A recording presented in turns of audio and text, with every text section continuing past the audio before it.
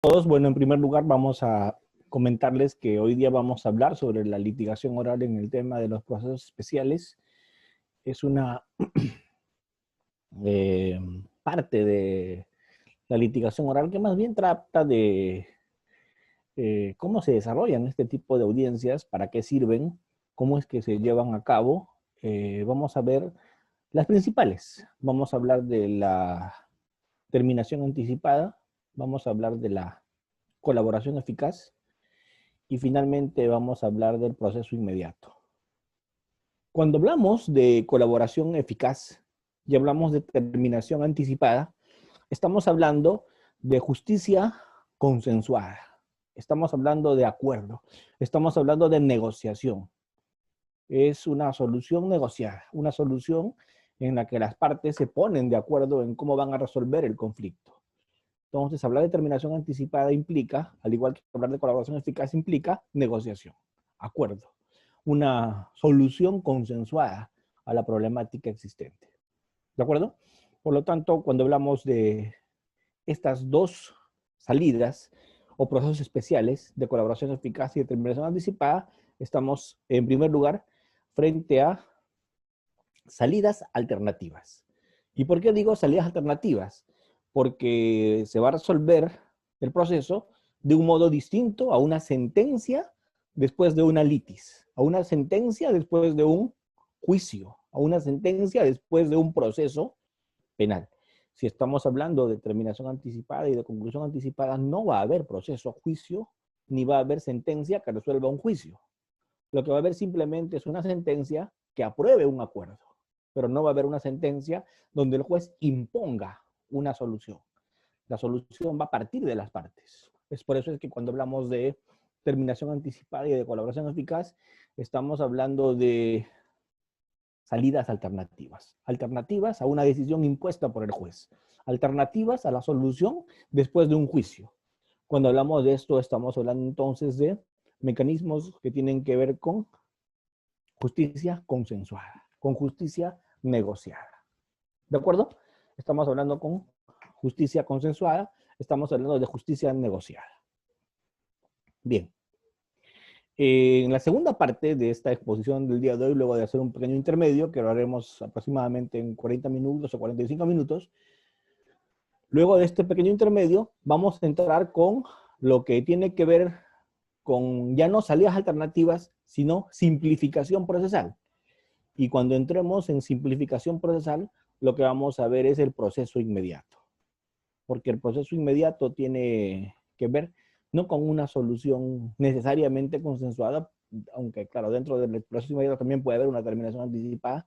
Sin embargo, el proceso inmediato lo que busca es aceleración, lo que busca es rapidez, lo que busca es simplificación, economía procesal, abreviación de etapas. ¿De acuerdo? Entonces lo vamos a ver en la segunda parte. Muy bien. Entonces vamos a empezar analizando la figura de la terminación anticipada de una manera muy rápida, porque no tengo mucho tiempo para hacer todas estas figuras y quiero tocar el mayor aspecto posible que se pueda.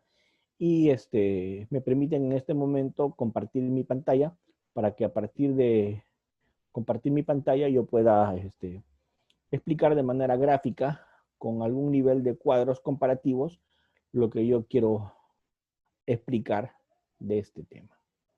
A ver, vamos. Estoy tratando de compartir mi pantalla.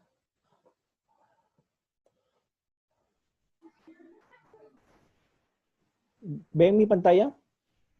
Sí, doctor. Sí, Muy normal, bien, se puede, la necesidad de acelerar el proceso penal. muy bien, muy bien.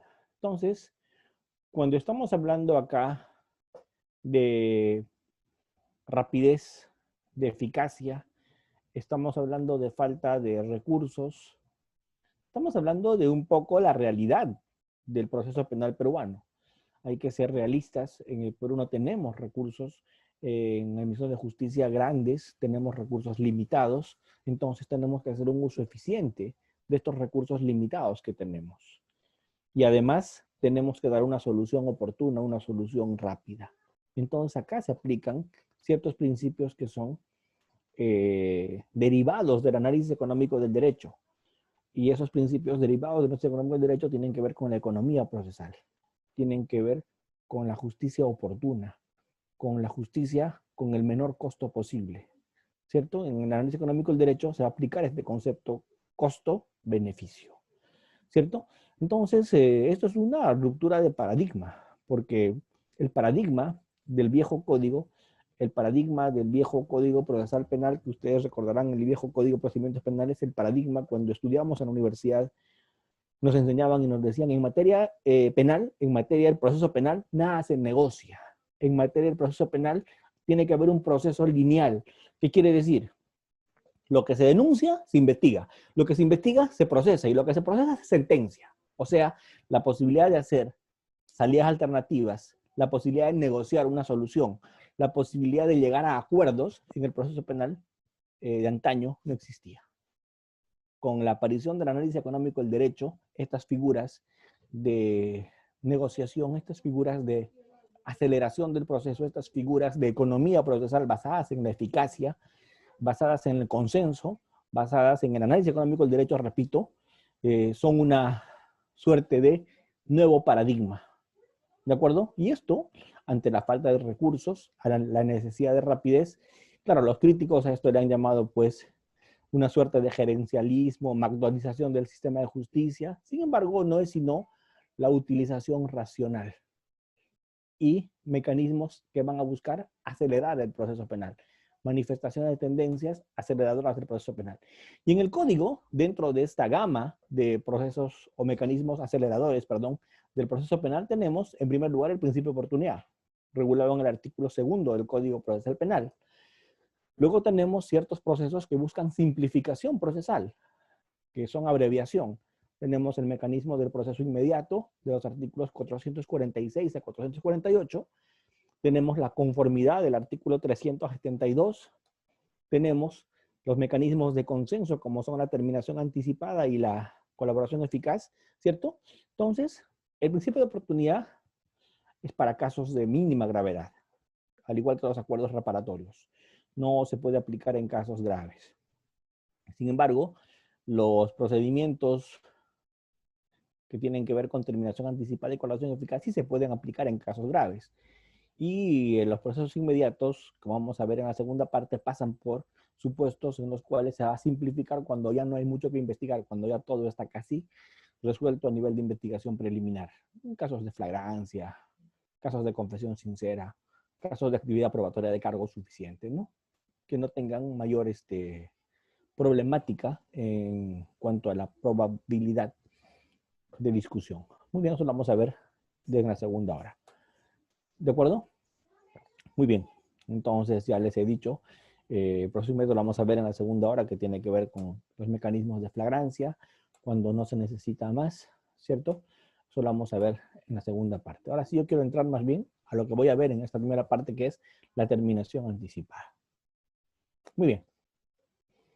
En la terminación anticipada, yo les dije, estamos hablando de una solución que ya se venía aplicando en el país. Tenemos antecedentes de este Código Procesal Penal del 2004, donde se regula la terminación anticipada como un proceso especial. Tenemos antecedentes ya en la ley 26.320, terminación para casos de TID, ¿cierto? La ley 28.008 para delitos aduaneros, ¿cierto? Y ya tenemos en la terminación anticipada del Código Procesal Penal ya su aparición, como se dice, formal, que es la que está vigente hoy día en todo el Perú. La terminación anticipada que ya está vigente en todo el Perú. ¿De acuerdo? Muy bien. ¿Qué es lo primero que les quiero comentar en terminación anticipada? Lo primero que les quiero comentar en terminación anticipada es que es una solución basada en el consenso, una solución basada en el acuerdo, una solución basada en la negociación que tiene que haber entre la fiscalía con el imputado y su defensa, obviamente. La fiscalía con el imputado y su defensa. Ellos tienen que discutir, ellos tienen que negociar, ellos tienen que encontrar una solución consensuada al problema. Los dos tienen que negociar.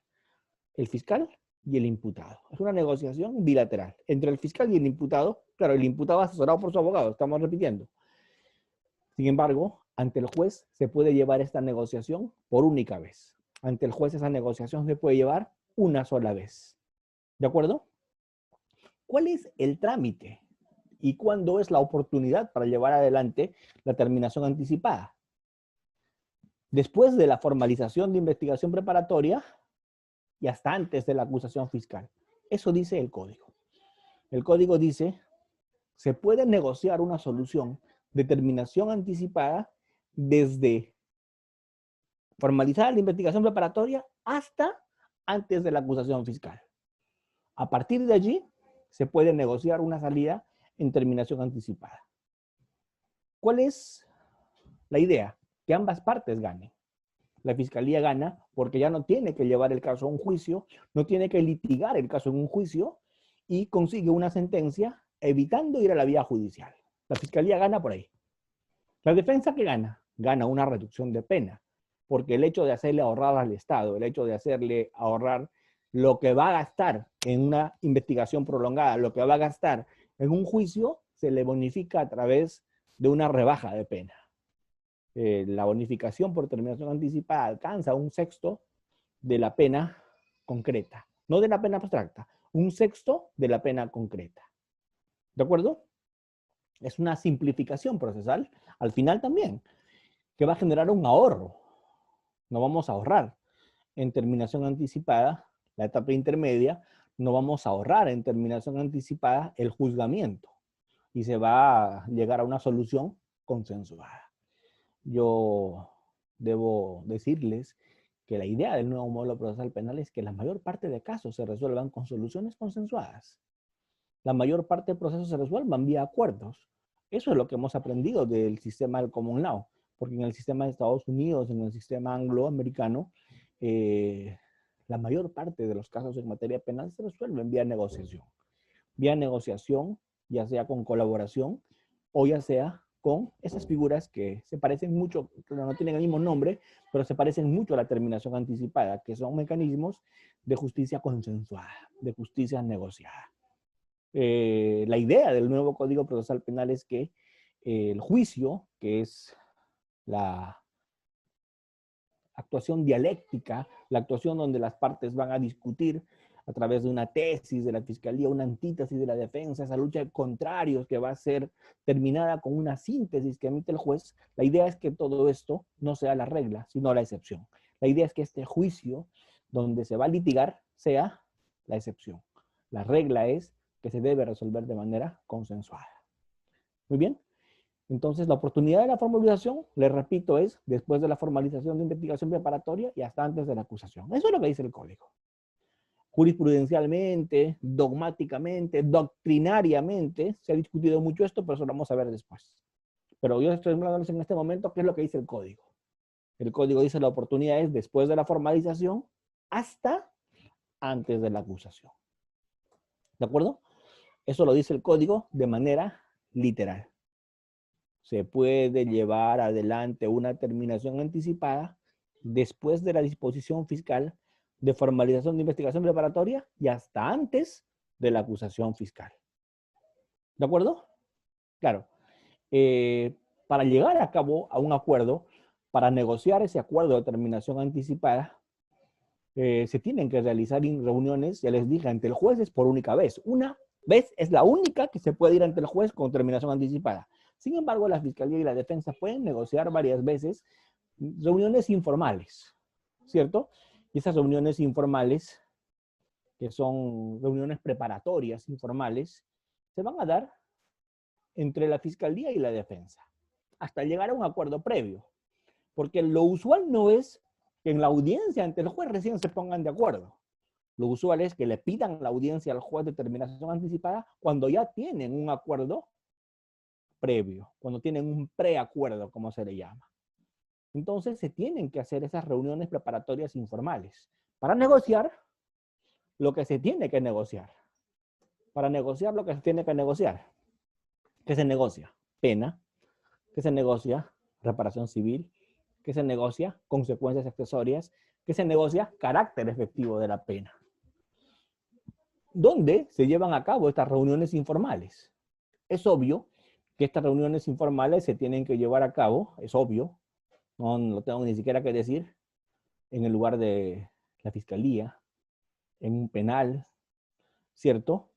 O de pronto en un pasadizo del Poder Judicial. No tengo ningún problema en que las reuniones, no vemos problemas en que las reuniones se lleven a cabo allí, las reuniones informales. Pero sí no me parece adecuado que estas reuniones informales se lleven a cabo en, no sé, pues, se me ocurre que estas reuniones informales se lleven a cabo en una cantina, ¿no? Un restaurante, una cafetería. Esto se desnaturaliza. Ya más bien podríamos malinterpretar estas reuniones informales. ¿Cuántas veces se pueden reunir el fiscal y la defensa y el procesado de manera informal? Las veces que sean necesario, varias. ¿Quiénes tienen que estar en esas reuniones informales? Siempre el fiscal con el procesado y el abogado. Esa es la idea. ¿Cuándo? En ese periodo, desde la formalización hasta antes de la acusación. Ahí se hagan esas reuniones preparatorias informales. ¿De acuerdo? Ahí se dan esas reuniones. ¿Qué se va a discutir? Repito, ya lo había comentado, se va a discutir pena, se va a discutir reparación civil, se va a discutir consecuencias accesorias y se va a discutir carácter efectivo o suspendido de la pena. Les había dicho que estas reuniones informales se llevan a cabo entre, ¿quiénes? Entre el fiscal, el abogado y el procesado. No tiene que estar el actor civil. No, el actor civil tiene voz y voto. No, voz sí. Y eso en la audiencia de determinación anticipada ante el juez. Pero en las reuniones informales el actor civil no participa. Las reuniones informales son únicamente entre la fiscalía, el procesado y su defensa. Y se delimitan estos 4 ámbitos: pena, reparación civil, consecuencias accesorias y el carácter efectivo o suspendido de la pena. ¿De acuerdo? ¿Cuál es la única discusión y discrepancia tal vez entre el modelo peruano y el modelo del Common Law? El modelo del Common Law es bien diferente a nuestro modelo. Lo que hemos tomado son las posibilidades de hacer acuerdos. Sin embargo, tenemos que ver las diferencias entre un modelo anglosajón y un modelo de eurocontinental. Nosotros nos parecemos más al modelo eurocontinental. Nosotros no tenemos mayor parecido al modelo angloamericano o al modelo anglosajón. No tenemos mayor participación a ese modelo. ¿Por qué? Porque ese modelo tiene una investigación bien diferente. Esa investigación es secreta, esa investigación es sin conocimiento del procesado. El procesador recién se entera cuando habían terminado de investigar. Es una negociación absolutamente irrestricta y que el juez no puede modificar. En nuestro caso, no es tan así. En nuestro caso, la terminación anticipada tiene que ser aprobada con el juez y el juez incluso, vamos a ver luego, hasta la podría modificar. ¿De acuerdo? Muy bien. Entonces, hay 2 formas de hacer la audiencia de terminación anticipada. La primera forma creo que es la forma más prudente, la forma más procedente, la forma donde siempre tenemos que trabajar, que es una forma que va a pasar por un preacuerdo. O sea, la fiscalía, la defensa y el procesado ya tienen un preacuerdo. Ese preacuerdo lo suscriben en la fiscalía, ese preacuerdo lo suscriben hasta en una agenda, lo pueden suscribir hasta a mano, lo pueden hacer, es un preacuerdo. No tiene mayor valor, sino es un preacuerdo. Y con ese preacuerdo van ante los jueces y le piden una audiencia para presentarle su acuerdo al juez y esperar que lo apruebe. Esa es la forma más común de hacer una terminación anticipada. Las partes que les he mencionado se reúnen, hacen su preacuerdo, piden al juez una audiencia para presentarle su preacuerdo y pedírsela que se lo aprueben y sustentárselo porque se lo tiene que aprobar. Es la forma más común.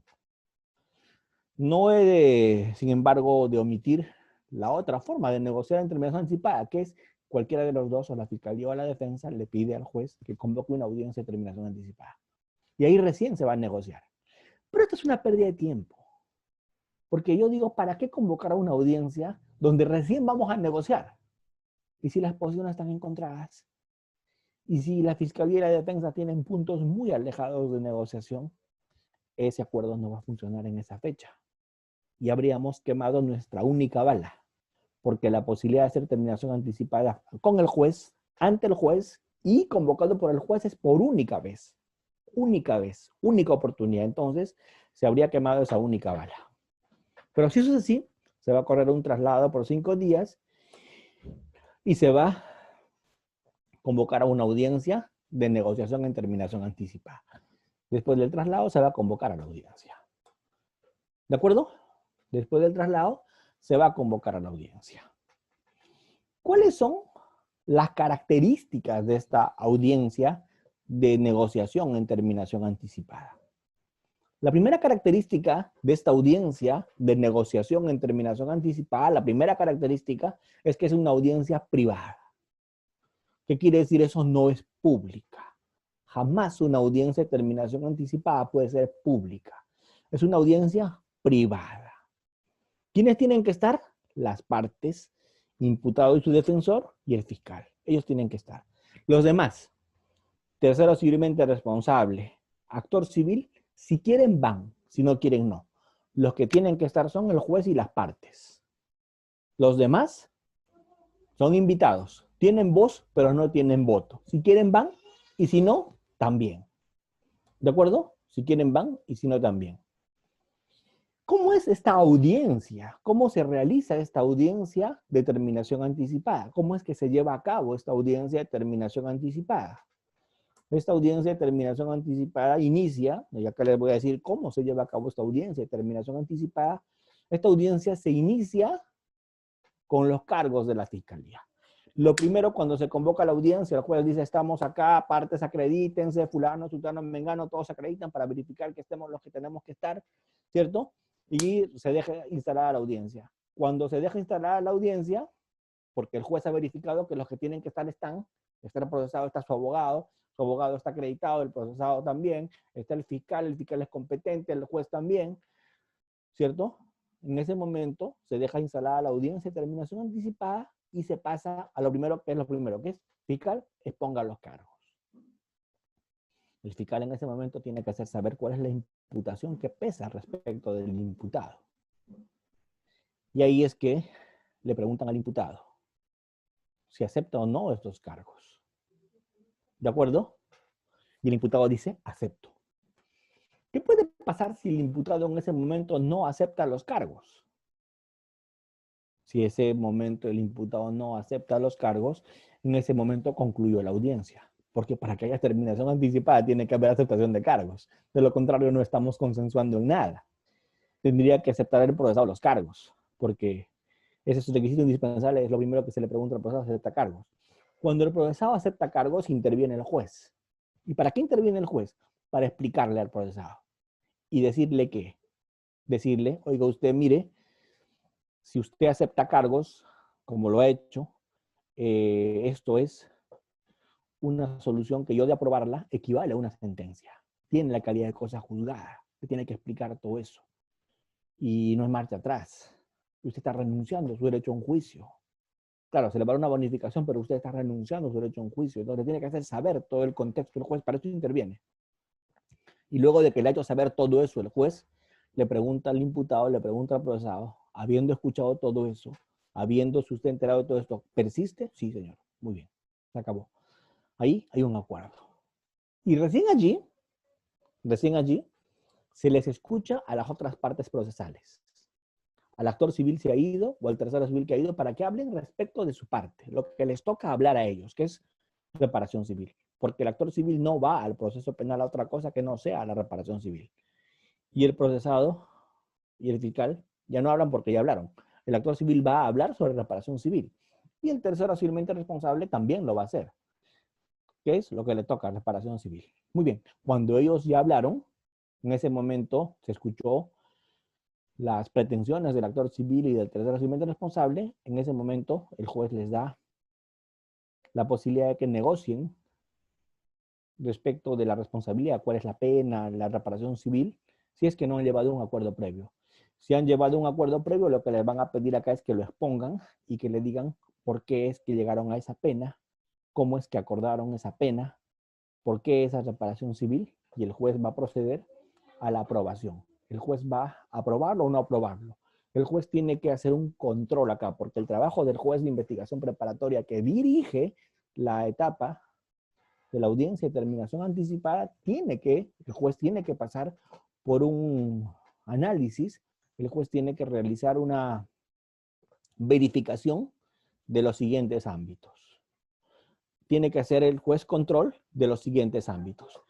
El primer ámbito que el juez va a tener que controlar para decidir a partir de allí ese acuerdo, si lo aprueba o lo desaprueba y continúa el proceso, ¿cierto?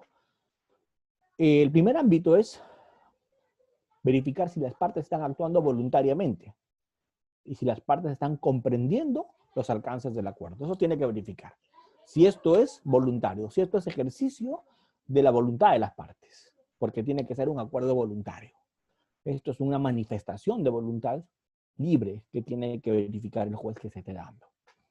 Luego, tiene que verificar la legalidad, ¿cierto? Y esto tiene que ver con analizar los elementos de convicción en que se sustente el acuerdo, porque tiene que haber algún nivel de elementos de convicción que sustenten este acuerdo. O sea, no se puede simplemente aprobar un acuerdo en el que la parte acepta su responsabilidad, pero de repente no hay ningún elemento en su contra. Entonces eso también tiene que mirar y también tiene que el juez analizar las consecuencias jurídicas asumidas por el imputado, verificar si esa pena está dentro de los márgenes. Imaginémonos que sea un feminicidio. Claro, en esos delitos ya está hoy día restringido esto, pero imagínense que sea un asesinato y acuerden pues una pena de 4 años suspendida. Obviamente el juez no lo va a aprobar, porque se va a dar cuenta que ese acuerdo que se ha adoptado escapa de la razonabilidad y escapa de la suficiencia que tiene que haberse dado luego del análisis. Entonces no lo va a aprobar. Muy bien. Imaginémonos que la sentencia se apruebe o que la sentencia se desapruebe. La sentencia aprobatoria y la sentencia desaprobatoria puede válidamente ser aprobada o válidamente puede ser desaprobada. El acuerdo puede ser aprobado o el acuerdo puede ser desaprobado. Esta sentencia puede ser impugnada. ¿Y quién puede impugnar esta sentencia? Los demás sujetos procesales.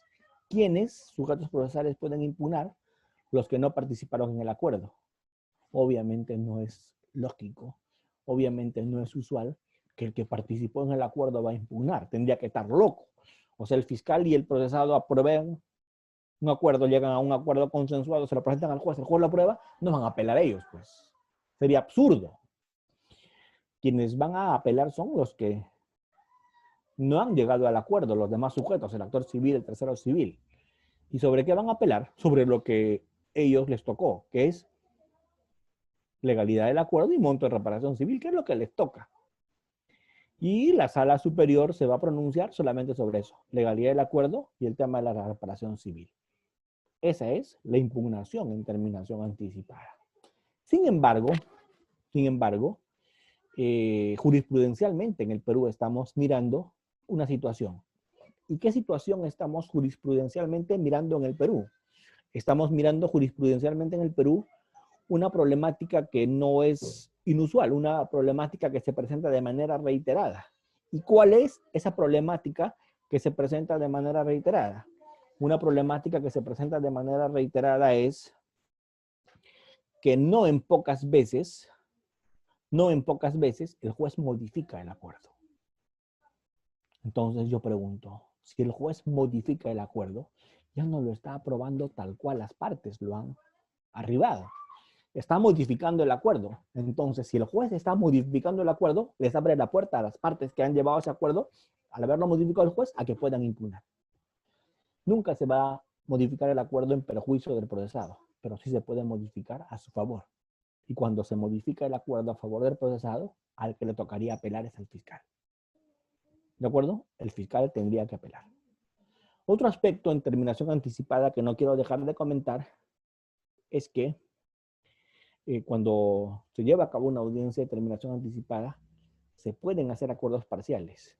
Pero los acuerdos parciales son únicamente en delitos conexos. Porque por un mismo delito no puede haber acuerdo parcial.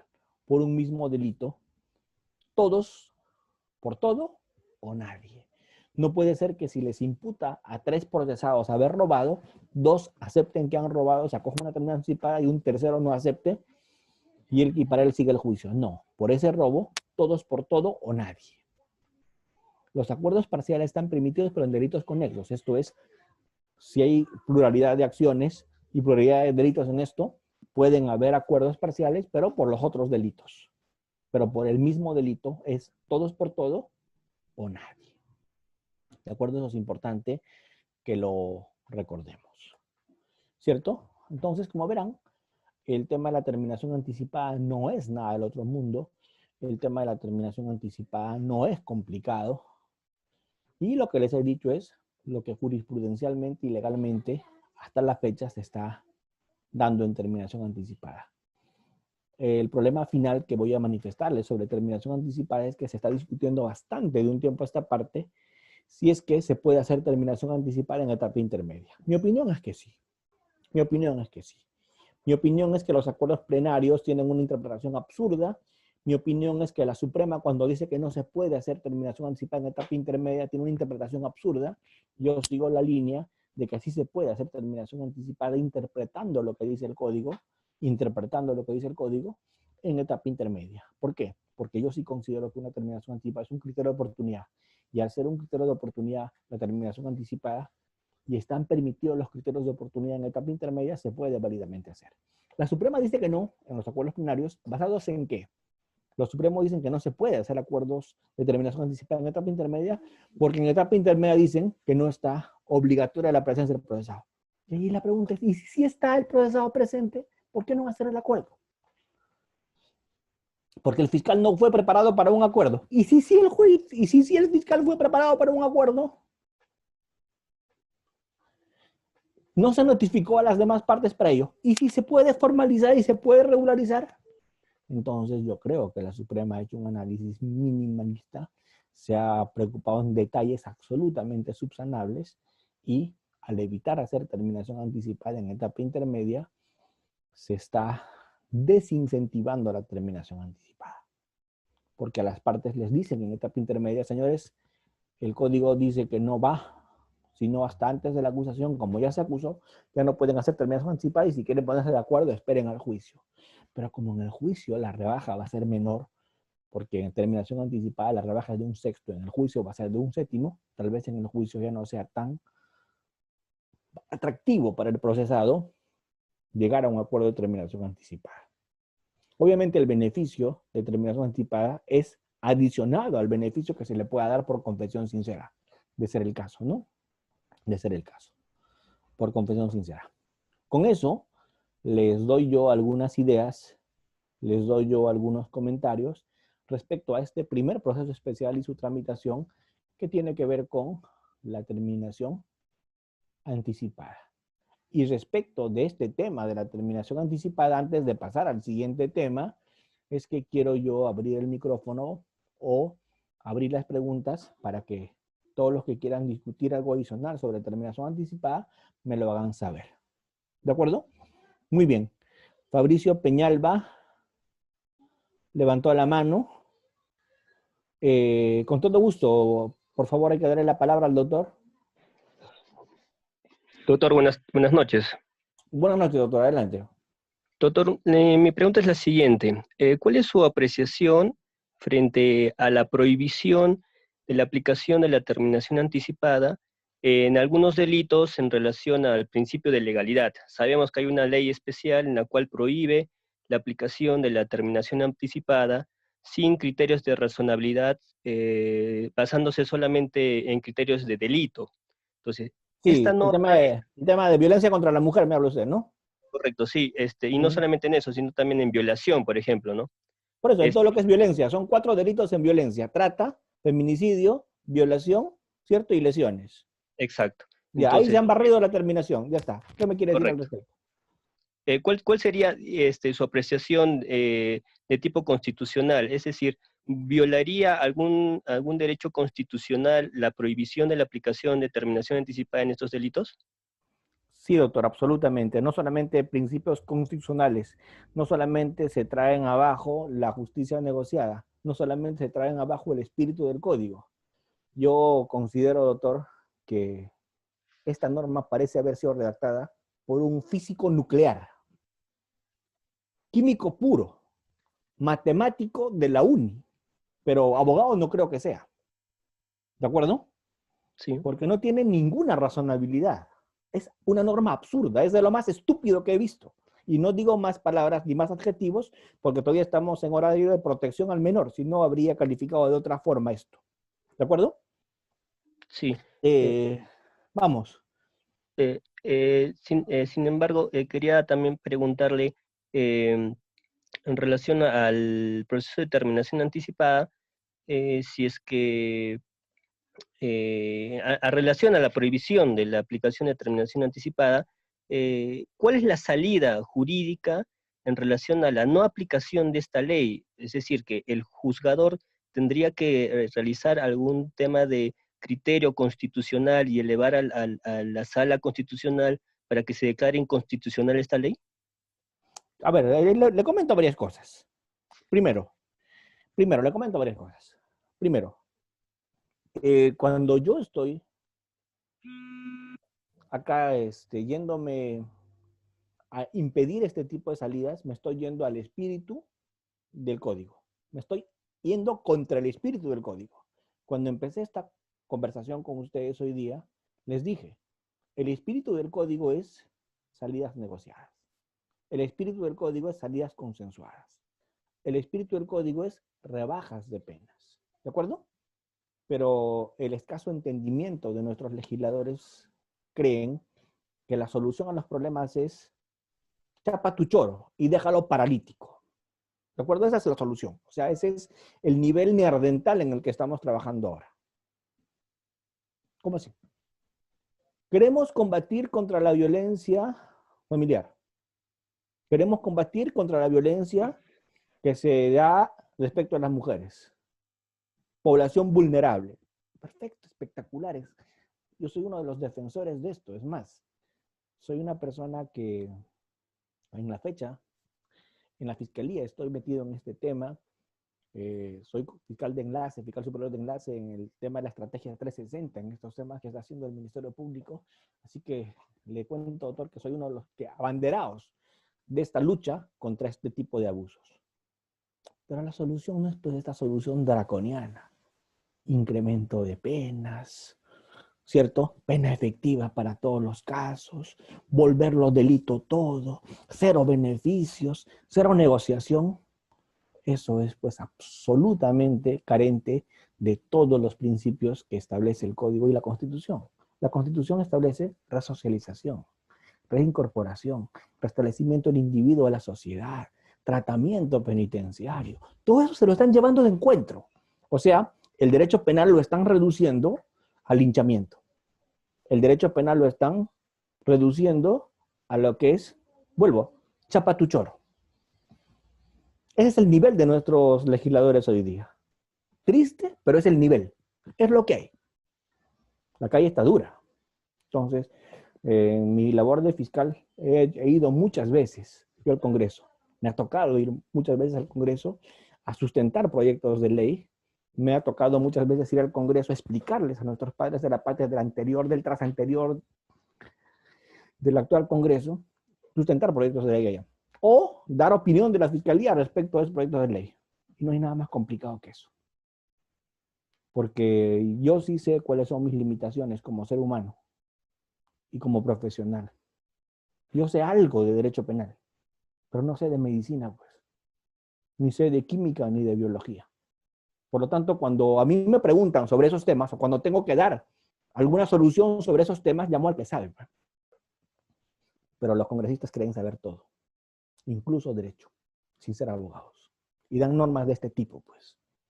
¿Basados en qué? En su sentido, según ellos dicen, de justicia. Usted me pregunta, ¿cuál es la razonabilidad para impedir la terminación anticipada y este tipo de criterios, las penas suspendidas, beneficios y todo lo demás? En esta clase de delitos, ¿cuál es la razonabilidad para ello? Ninguna. No existe razonabilidad. No existe principio jurídico que avale eso. No existe ningún principio. Sencillamente es bravuconada. ¿Cierto? Conclusión. ¿Con qué quiere sustentar? Con todos los fines del proceso que busca la Constitución. Con todos los fines de la pena que busca la Constitución. Entonces, doctor, para hacer un control difuso, un juez tiene absolutas herramientas para irse en contra de estas normas. Y estoy convencido de que cuando se eleve a la Suprema y se haga el trabajo vía control de convencionalidad o vía control difuso, no va a haber desaprobación de ninguna clase. De acuerdo, doctor, con eso, y yo no quiero alargarme más para darles la oportunidad que los demás intervengan. ¿Habían más que han levantado la mano? Sí, doctor, buenas noches. ¿Qué tal, doctor? Un gusto nuevamente escucharlo. Gracias, doctor. Doctor, una consulta. Usted habló de que se puede llegar a un acuerdo sobre determinado delito. Cuando se llega a este acuerdo de determinación anticipada, ¿necesariamente tiene que ser de la pena y la represión civil? O sea, ¿de Sí. los dos juntos? Sí. Sí. Sí. Ahora, si el actor civil no está de acuerdo con esa pena, puede apelar. Si el tercero civil no está de acuerdo con esta pena, y con esta, perdón, con la pena no, con la reparación civil, puede apelar. ¿Cierto? Pero no puede bloquear el acuerdo. Ok, O sea, ok. el actor civil está en la audiencia, se le escucha, tiene voz, pero no tiene voto. Con lo cual, si es que voz tiene, se le escucha. Se toma en cuenta lo que dice antes de negociar, se toma en cuenta lo que dice. Y el juez aprueba después de haberlo escuchado si es que va a la audiencia. También ir a la audiencia es facultativo. Y se fija la reparación civil. ¿Entiendes? Ok, listo. Y si no está de acuerdo con el monto, apela. Apela nada más. Pero no puede bloquear el acuerdo. Doctor, ¿y ese mismo imputado que comete varios delitos, también tiene que ser por todos los delitos? No. Puede hacer acuerdos parciales allí. El imputado puede decir el delito porque puede haber concurso real, ¿verdad? Cierto. Ajá. Y puede decir, en este concurso real, respecto del robo, admito y negocio la pena. Que el juicio continúe, pero respecto del otro delito, que es de pronto el delito de, qué sé yo, violación sexual, que me están diciendo que también cometí el día que me metí a la casa. ¿De acuerdo? ¿Cuántos delitos sí sigue? Sí, pero por el mismo delito no pueden haber acuerdos parciales. O sea, 2 sí y 1 no. Eso está prohibido. ¿De acuerdo? Okay. Gracias, doctor. ¿Qué ocurrencia? Hay personas que han levantado la mano con todo gusto. Doctor Frank, buenas noches. Un gusto escucharlo, como siempre. Gracias, doctor, dos preguntas en uno. La primera va respecto a la... bueno, ya subiendo un estadio más del proceso, ya en conclusión anticipada. ¿Qué es lo que ha pasado? Bueno, yo soy abogado litigante. Lo que me sucedió fue problema, no podría ser, no sé, un suceso ya. ¿En qué consiste? Que nos vamos a juicio oral con el colegiado, porque el delito era lesiones graves por violencia familiar. Entre primos habían peleado. Ya. Sin embargo, analizando los medios probatorios, porque me buscaron para juicio oral, ya, exactamente. Analizando los medios probatorios, me doy cuenta, pues, que no existe el vínculo familiar. O sea, no estaba muy claro el vínculo familiar entre ambos. Y yo lo cuestiono eso. Yo lo cuestiono eso, doctor. Y bueno, el colegiado me dice, pues, no, efectivamente, no creo que se pueda sentenciar por lesiones graves por violencia familiar, pero sí, o sea, yo también reconocía, y mi patrocinado también, que sí había lesiones graves. Pero no me dio la posibilidad de que yo me pueda acoger a la conclusión anticipada en ese momento, porque, bueno, lesiones graves por violencia familiar tiene una pena, la pena mínima es 12 años. Yo no podía acogerme a la conclusión anticipada. Hemos ido a juicio oral. Bueno, se ha obtenido una pena también el colegiado un poco de manera desproporcionada, no ha valorado muchos aspectos y lo impusieron 5 años, pero efectiva, pero por lesiones graves. En este caso, un poco yo me he visto, bueno, mi patrocinado específicamente se ha visto perjudicado por ello, ¿no? En este caso, ¿cómo podríamos subsanar eso? Esa es una pregunta. Y otra, ¿qué pasa si yo me quiero acoger? Ahorita tengo un caso, que yo me quiero acoger a la terminación anticipada por robo agravado en grado de tentativa. Mi patrocinado es un chico de 19 años que cuando estaban tomando ahí fuera de su casa ha pasado una menor de edad, la han querido robar y solamente le jalaron el celular. La menor no tiene lesiones, no tiene nada, solamente el momento que los muchachos se escapan y les quiere agarrar a uno, tiene un pequeño raspón en el codo, nada más. Bueno, pero lo tipificaron, lo subsumieron en robo agravado. Pero ahora, de acuerdo al decreto legislativo al 1513, sería posible, bueno, están excluidos algunos delitos como robo agravado, ¿no? Pero sería procedente aplicar una suspensión de pena en robo agravado en grado de tentativa por el nivel de consumación del hecho o el grado de ejecución del delito. Eso es todo. Gracias, doctor Fran, anticipadamente. ¿Qué ocurrencia, doctor?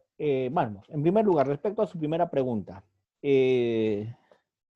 conclusión anticipada sí se puede hacer, pero la conclusión anticipada implica aceptar la imputación del fiscal tal cual lo está haciendo. Si el fiscal está diciendo hay una lesiones graves en violencia familiar, si usted llega a una conclusión anticipada, tiene que aceptar eso, que hay lesiones en violencia familiar. Pero si usted ese tema no lo acepta, lo quiere controvertir, tiene todo el derecho de hacerlo. Y en el juzgamiento se va a controvertir ese tema. Y al juez le va a decir en el alegato de clausura, señor, por si acaso, valore la conducta de mi cliente. Mi cliente no ha negado en ningún momento haber lesionado. Desde el primer momento ha negado, no, ha aceptado esto. Y lo que ha querido hacer en este juicio es llegar a un acuerdo sobre esto. Pero en la medida en que el fiscal mantuvo su posición de decir que estas lesiones en violencia familiar, no hemos arribado a una conclusión anticipada. Y hemos tenido que litigar ese extremo. Con lo cual usted eso lo puede tener en cuenta para los efectos de aplicación de la pena. ¿Cierto? Y si al final del día se emite sentencia y a su cliente se le sanciona, y usted no está de acuerdo con la sanción porque se le ha puesto pues, una sanción efectiva y usted pretendía una pena suspendida, pues puede apelar a ese extremo. Sin embargo, para que opere terminación anticipada o para que opere conclusión anticipada, tiene que aceptar la imputación tal cual el fiscal la está fundamentando. O el fiscal tiene que retirar algún extremo de su imputación. Pero eso tiene que darse con esa formalidad, porque lo contrario no se puede llevar a cabo un acuerdo. Entonces, lo que ha pasado en el caso que usted me cuenta no lo veo como un problema de nulidad, ni mucho menos, porque lo que usted me ha comentado simplemente es que el fiscal mantuvo su posición de que esto era lesiones en un contexto de violencia familiar, y usted que no. Entonces, se dejó para el juicio la discusión sobre qué tipo de lesiones era. Entonces, no hubo un acuerdo, pues. Y al final del juicio, el juez se decantó sobre si eran lesiones graves en violencia o si eran lesiones graves normales, como se dice, ¿no? Comunes. Entonces, a partir de ahí, el juez aplicó la pena y usted tiene su posibilidad expedita para apelar esa sentencia y el juez superior resolverá lo que corresponda al caso concreto. Por ahí creo que no va a haber ningún problema en su primer caso. En su segundo caso, en el que usted me comenta, mire, doctor, hay varios niveles de discusión cuando una persona está en un proceso penal. Cuando una persona está en un proceso penal, puede discutir la pena, puede discutir la reparación civil, pero tiene que ser razonable la rebaja de pena. Si estamos hablando de un robo agravado, en agravio de una persona menor de edad, es un robo agravado y el agravante te dispara la pena. ¿Qué cosa alega usted a favor? No creo que pueda alegar a favor de su cliente que ha sido un robo agravado con confesión sincera, porque eso no le va a beneficiar en absoluto si es que a su cliente lo han capturado en flagrancia, porque la rebaja por confesión sincera no se puede aplicar, no se le puede dar ni un día de rebaja por confesión sincera si es que a su cliente lo han capturado en flagrancia, como parece que ha sido el caso. Entonces, por ahí no tiene esperanza de que le rebajen pena por debajo del mínimo legal por confesión sincera. ¿Cuál es la única rebaja que le podrían dar a su cliente? La única rebaja que le podrían dar a su cliente es la rebaja de pena por terminación anticipada. Entonces, si no hay una atenuante cualificada que me baje por debajo del mínimo, ¿a qué va a apelar usted? Únicamente a responsabilidad penal restringida por la edad de su cliente de 18 a 21 años. Eso le va a significar una rebaja de pena. Y además, una bonificación por terminación anticipada. Cuando voy a ver estas dos situaciones, la bonificación de un sexto respecto a pena concreta por terminación anticipada y la bonificación en el análisis de la pena por responsabilidad penal restringida, yo no veo, doctor, cómo hago para llegar y bajar en ese robo agravado, bajar a 4 años suspendido. Lo veo muy complicado de sustentar eso y que un juez me acepte sustentar eso. No le voy a negar que han habido casos de robos en los cuales algunos jueces en Lima, es más, yo como fiscal también he estado en algunas audiencias y no he impugnado, pero no con ese nivel de agravantes. No con ese nivel de agravantes como menor de edad. Entonces, me parece que, doctor, acá lo que usted tendría que hacer como abogado es llegar a un acuerdo, sí, porque cuanto más beneficios tenga su cliente, mejor. Entonces, si va a tener un beneficio por terminación anticipada, que se lo den. Si además va a tener un beneficio por responsabilidad penal restringida, también. Y eso le va seguramente a abonar una reducción máxima que se pueda. Pero no creo, no se me ocurre cómo podría hacerse para que esto llegue a una pena suspendida.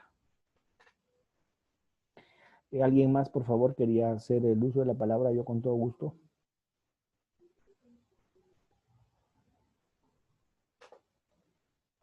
¿Nadie más? Muy bien. ¿Continuamos entonces? Sí, doctor, ¿Sí? normal. Muy bien. Entonces, si esto es así, continuamos. Ya, ahora sí, vamos a mirar el otro. Hay dos participantes que me dicen que han levantado la mano. No quiero dejarlos sin hablar en terminación Normal, anticipada. doctor. Sí. ¿Lo escucho? Aló, Adelante, doctora, le escucho. buenas noches, doctor. Adelante. Doctor, para hacerle una pregunta, ¿en cuántas Adelante. oportunidades se podría llegar a la terminación anticipada? Digamos, puede ser un proceso de PIB, otro podría ser un proceso de robo agravado. ¿En cuántas oportunidades? No, no hay ningún problema en eso. La ley no pone una limitación. Como si se pone en principio de oportunidad, por ejemplo, ¿no? En terminación anticipada no hay esa limitación. Usted puede llevar a las terminaciones anticipadas que considere necesarias. Lo que sí le van a seguramente hacer el cálculo ya de pena solamente con esta rebaja de terminación anticipada de un sexto. O sea, no hay ningún problema con eso. ¿Usted cree que se puede dar la restricción como de principio de oportunidad? En principio de oportunidad esa restricción de que es por única vez, ¿cierto? En algún nivel de delitos, por el tema del principio de oportunidad que hace que el fiscal se abstenga de ejercer la acción penal. Pero en terminación anticipada no hay esa limitación, doctora. Muchas gracias, doctor. ¿Qué ocurrencia? Muy bien, si no hay más preguntas, pasamos al siguiente proceso especial, que es el proceso especial de colaboración eficaz. Muy bien. Permítanme, por favor, compartir pantalla. Antes, quiero hacer alguna introducción pequeñita, porque no tengo mucho tiempo para hablar de colaboración eficaz, pero sí quiero hacer alguna introducción pequeñita respecto a qué es el proceso especial de colaboración eficaz. También hay justicia negociada. También se parece mucho a la terminación anticipada. Todo lo que he explicado en terminación anticipada sirve para el proceso de colaboración eficaz. Tiene que haber una negociación, reuniones informales, fiscal con abogado, abogado con procesado, aunque la nueva ley dice que el procesado a veces puede negociar solamente con el fiscal, ¿cierto? Se exige que haya, para que haya colaboración eficaz, aceptación de cargos, que haya reconocimiento de la imputación hecha por el fiscal también. Pero ¿cuál es la diferencia entre colaboración eficaz y terminación anticipada? La diferencia más fuerte entre terminación anticipada y colaboración eficaz. ¿Cuál es la diferencia más fuerte? ¿Cuál es la diferencia más sólida? Y yo considero que la diferencia más sólida entre terminación anticipada y colaboración eficaz, la diferencia más sólida entre ambas figuras es que en la terminación anticipada lo único que le pido al procesado es que acepte la imputación. Mientras que en colaboración eficaz yo le pido, además de que acepte la imputación, que me dé información respecto a los demás. ¿De acuerdo? O sea, le pido más. En terminación, lo único que le pido es que lo que a él le toca lo acepte. Punto. En colaboración le pido más. Además de aceptarme lo que te toca, dime más. Dime más información que me pueda permitir varias cosas. Entonces, esa es una gran diferencia. 2. En terminación anticipada, la reducción es simple, es un sexto por debajo del mínimo, no, es un sexto de la pena concreta. Mientras que la reducción en colaboración eficaz es muy amplia. Puede ir desde extensión de pena, ¿cierto?, hasta pena suspendida, ¿no? Lo vamos a ver a continuación, pero quiero que vayan más o menos en este momento explicando ustedes, quiero ir explicando más o menos que este tema no es tan simple como pareciera. Muy bien. Ahora quiero, por favor, compartir mi pantalla para poderles presentar el tema de la colaboración eficaz del decreto legislativo 1301 y el decreto supremo 007, que es la última norma que ha modificado esta figura. Hay unas diapositivas del Poder Judicial que, respetando los derechos de autor, yo siempre las recojo con el logo del PJ, que es lo que toca, ¿cierto? Bueno, el proceso de colaboración eficaz busca ciertos principios cumplir. El principio de celeridad, de economía procesal, de inmediación, publicidad, oralidad, respetar el principio de presunción de inocencia, igualdad y también contradicción. La colaboración eficaz está dentro de los procesos especiales, es un proceso especial también.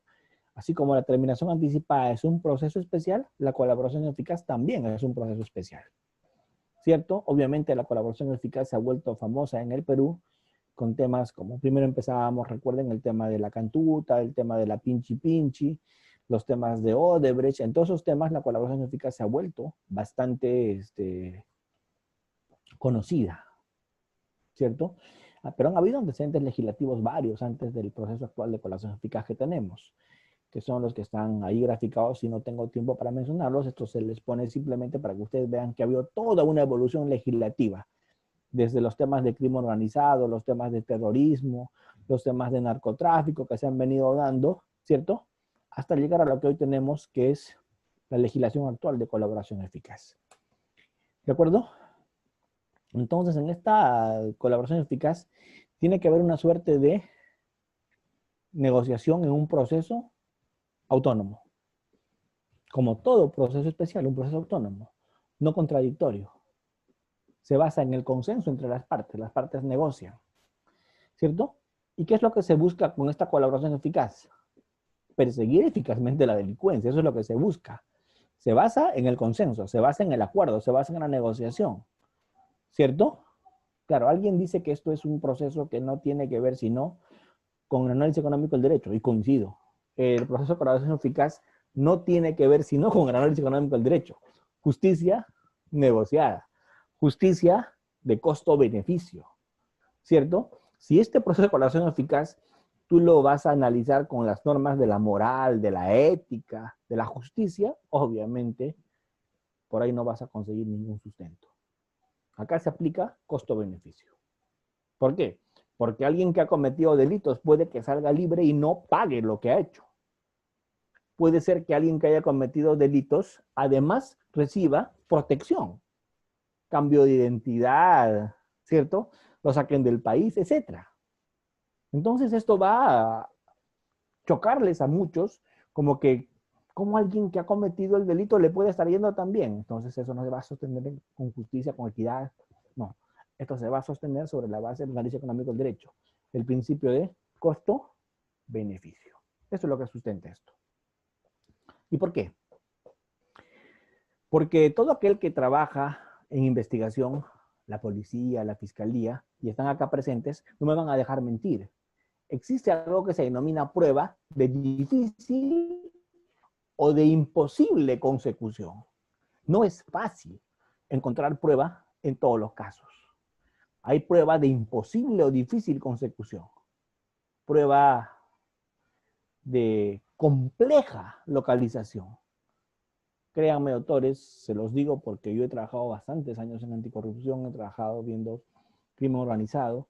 he trabajado viendo lavado de activos, así que sé de lo que estoy hablando.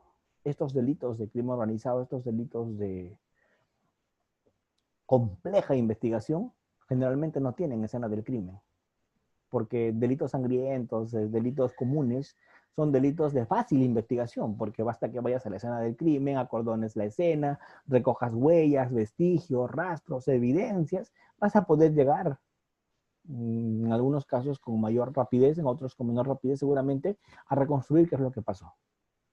Pero en esta otra criminalidad de la que estamos hablando es una criminalidad sin escena del crimen, es una criminalidad compleja, es una criminalidad que se comete de una manera muy sofisticada, es una manera que se comete, miren cómo cometía Odebrecht sus delitos. Y por ponerles un ejemplo, se pueden verificar ciertos codinombres, pero la pregunta es, ¿quién sabe a quién le corresponde cada uno de esos nombrecitos?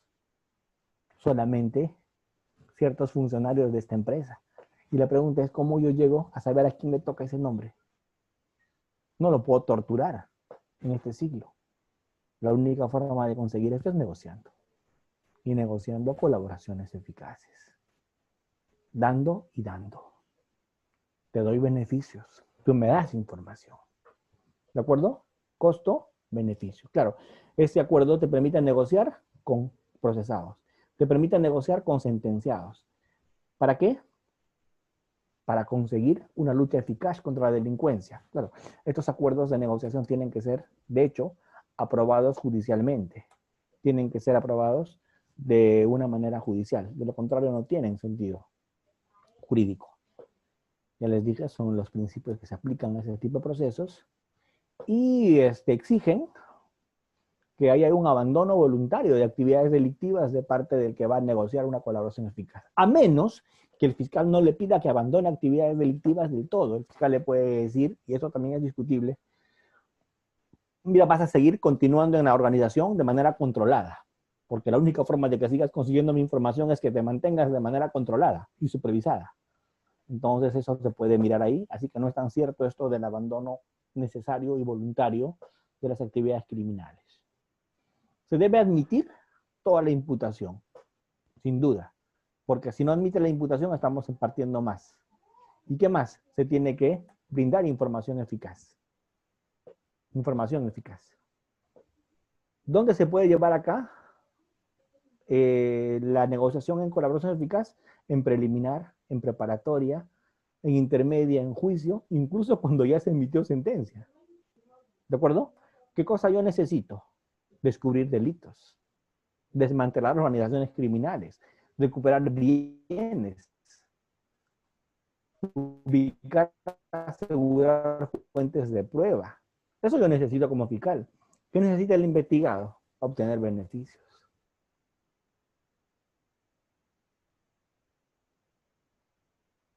De corrupción, para delitos de lavado, para delitos de crimen organizado. Sin embargo, esto de la colaboración eficaz siempre tiene que estar sujeto a corroboración. ¿De acuerdo? Siempre está. Y es un proceso que hay que tomarlo con mucho cuidado, porque no debemos olvidarnos que estamos negociando con un delincuente. Y encima un delincuente traidor, porque es un delincuente que está delatando a sus pares. Entonces, si con sus pares está haciendo eso, si con los miembros de su organización está haciendo esta traición, confiable no es.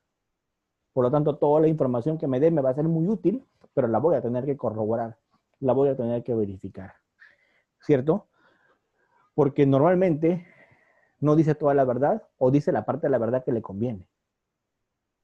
¿Cierto? Tiene un tema de poca credibilidad desde ese punto. Pero ¿cuál es la forma de contrarrestar todo esto? La corroboración.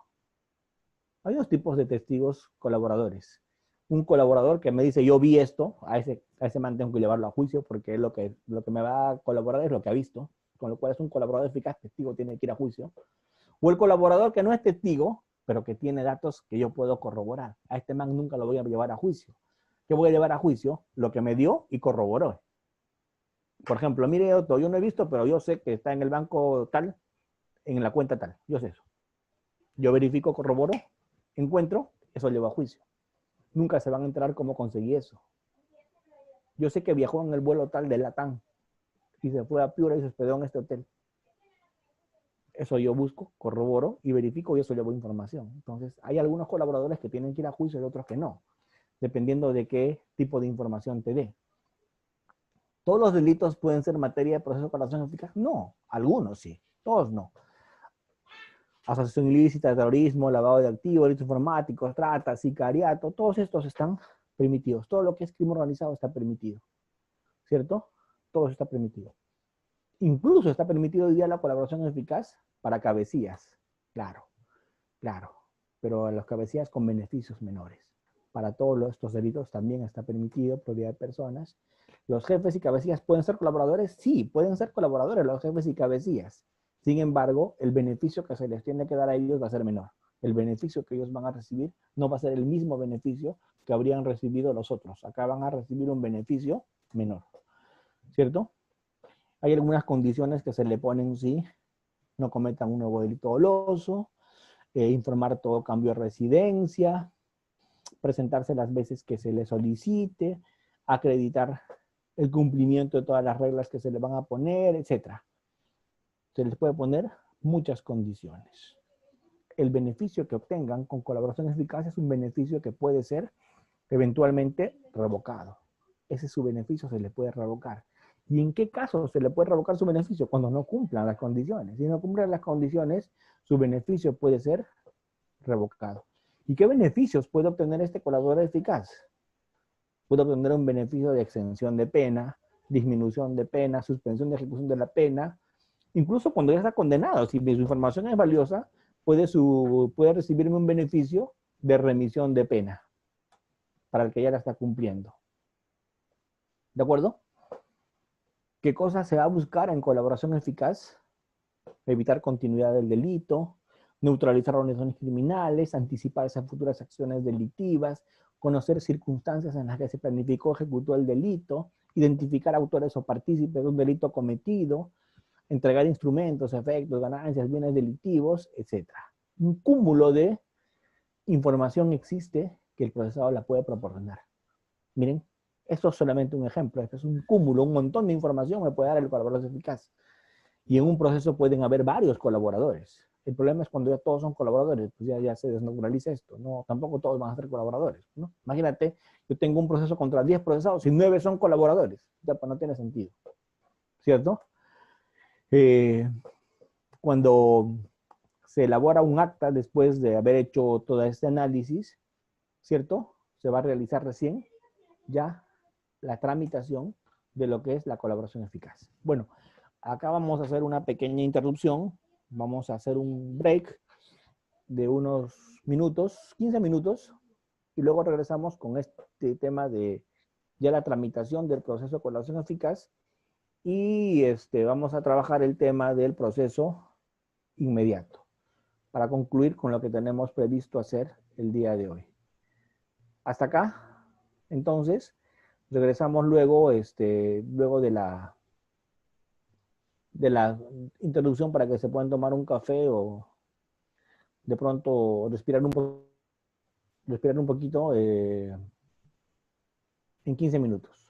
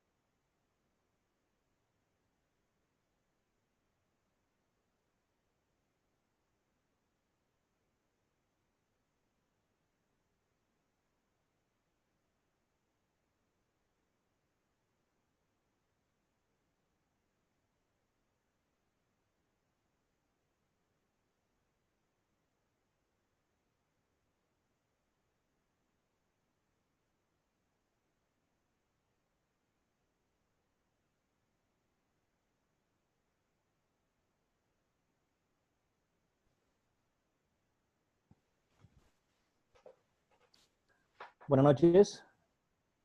¿Me escuchan? Sí, doctor. Muy bien, continuamos entonces. Continuamos entonces con lo que habíamos estado viendo. Permítanme, por favor, compartir nuevamente mi pantalla.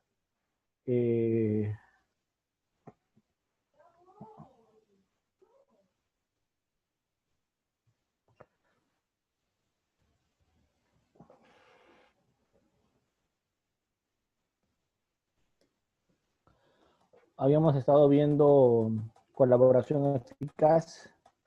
Nos habíamos quedado un poco en el procedimiento de la colaboración eficaz, en las fases del proceso de colaboración eficaz, ¿cierto?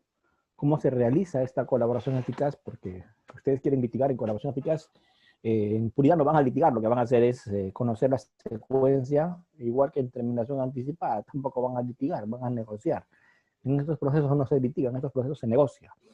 Así que lo que van a hacer es, primero, si quieren hacer el trámite de colaboración eficaz, tienen que saber cómo funciona, cuál es la tramitación.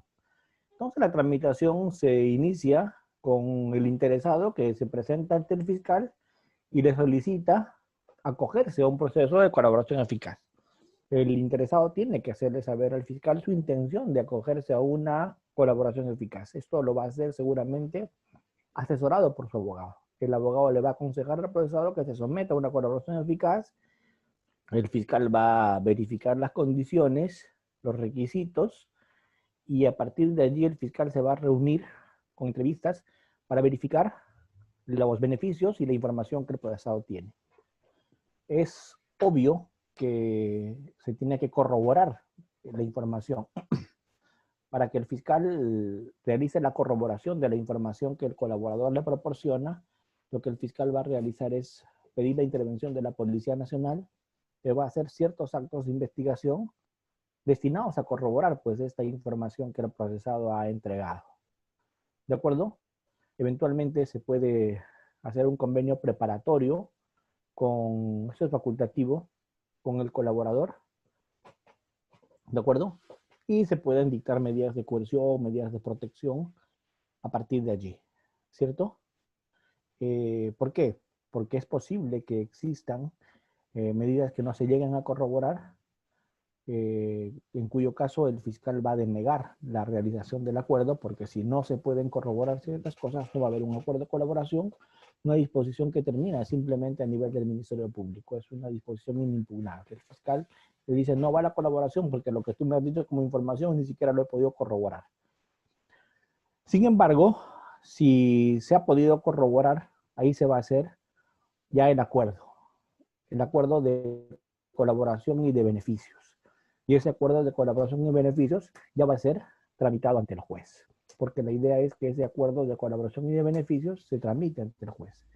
Se va a remitir ese acuerdo de colaboración y beneficios ante el juez penal, juez de investigación preparatoria o juez penal según la etapa en la que esté el proceso, que va a hacer el control de legalidad, se va a hacer una audiencia especial y se va a aprobar el acuerdo de colaboración eficaz o se va a desaprobar el acuerdo. Esto va a ser apelable, la sala superior en última instancia va a confirmar o va a revocar. ¿Por qué? Porque todos los beneficios están sujetos a control. El agraviado eventualmente puede ser citado, igual que en el tema de terminación anticipada, tiene voz pero no tiene voto, no puede participar más que en eso, en escuchársele, y además su intervención se va a circunscribir únicamente al tema de la reparación civil. Es el trámite de la colaboración eficaz. ¿De acuerdo? Ahí se van a figurar las situaciones de que de repente no se aprueba, porque el fiscal lo deniega o se desaprueba por el juez, no se va a valer la declaración del procesado acá. Sin embargo, todo lo que se ha hecho en la fase de colaboración, informes, dictámenes y las diligencias objetivas que se han hecho en la etapa de colaboración tienen valor. Lo que no va a valer es la declaración del procesado. ¿De acuerdo? Al colaborador le pueden dar ciertas medidas de protección. Protección policial, cambio de residencia, ocultación de su paradero, reserva de identidad, se puede dar algunas claves, algunos procedimientos para evitar su identificación en las audiencias, ¿cierto? Se puede utilizar procedimientos tecnológicos como videoconferencias, se le puede sacar del país, etc. La idea es protegerle porque ustedes saben que un colaborador en esencia siempre va a correr en peligro si es que se verifica su identidad. ¿De acuerdo? Entonces, con eso terminaríamos el tema de la colaboración eficaz y ya pasaríamos al proceso inmediato. El doctor Miguel Reategui Mesía levantó la mano, así que le damos el uso de la palabra. Con todo gusto, doctor, para discutir todo lo que es colaboración eficaz únicamente. Ok, doctor Fran, gracias. Doctor Fran, mira, tengo dos preguntas. Bueno, creo que no son muchos los abogados que conocen o que han participado en estos procesos de colaboración eficaz. Sin embargo, hay puntos que quisiera que, bueno, usted con su vasta experiencia que nos enseñe. En este caso, yo llevo, ya, supongamos que yo, Miguel Reategui, pertenezca a una organización criminal, me ha descubierto la fiscalía, y yo le solicito al fiscal, ¿sabes qué? Mira, dame una pena suspendida o quiero estar exento de pena, yo pues te doy toda la información que quieres para que caigan los cabecillas. Ya, te doy la información. En este caso, doctor, bueno, vamos a hacer un acuerdo que va a ser aprobado por el juez, todo. ¿Qué pasa? Ya, supongamos que me van a dar una pena suspendida, por ejemplo. Ya, yo estoy de acuerdo. Ese proceso es un proceso paralelo que se lleva respecto a mí, porque ahí me van a poner una pena, o también necesario en el proceso que se sigue a la organización criminal que yo estoy delatando, en ese proceso es que me van a incluir a mí también, claro, está con mi identidad reservada, ¿no? Eso respecto a la primera pregunta. Vamos respondámosle por partes. A ver, le respondo primero esta pregunta y luego pasamos a la segunda. ¿De acuerdo? Ok, perfecto, perfecto. Muy bien, a ver. Primero, todo proceso de colaboración eficaz se tramita por cuerda separada. Eso es con cuaderno parcial, con cuaderno aparte. No se mezcla con el principal. De manera tal que cuando se haga el proceso de colaboración eficaz, nadie va a saber que usted está siendo un colaborador eficaz. Porque ya le he dicho, le dan piso en el lenguaje de la mafia, lo matan si es que se dan cuenta que usted está colaborando. Puede pasar eso, ¿cierto? Entonces, hay que proteger al colaborador, porque este tipo de situaciones en las mafias a veces no se perdonan. Dos. Al colaborador eficaz se le va a sacar declaraciones, yo les dije cuando expliqué el colaborador testigo, colaborador informante, se le va a sacar sus declaraciones si es colaborador testigo y se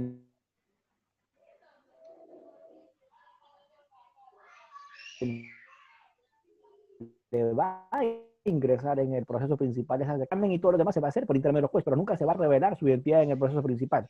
Es más, en más de una ocasión al colaborador eficaz también se le pide prisión preventiva para que precisamente pues nadie se entere que es él el que está colaborando, para aparentar ante los demás una situación distinta, ¿cierto? Ya luego se le varía el beneficio y bueno, se le declara contumaz en el principal, pero el proceso de colaboración eficaz ya terminó respecto de él, por eso nadie lo va a saber. ¿De acuerdo, doctor? Sí, perfecto. Doctor, la segunda pregunta. ¿Qué pasa? Bueno, en el mismo ejemplo que le puse, yo brindo toda la información que quieren. A mí me llega a imponer esta pena suspendida antes que termine el proceso principal o es paralelo. No, en el antes Perú, que termine.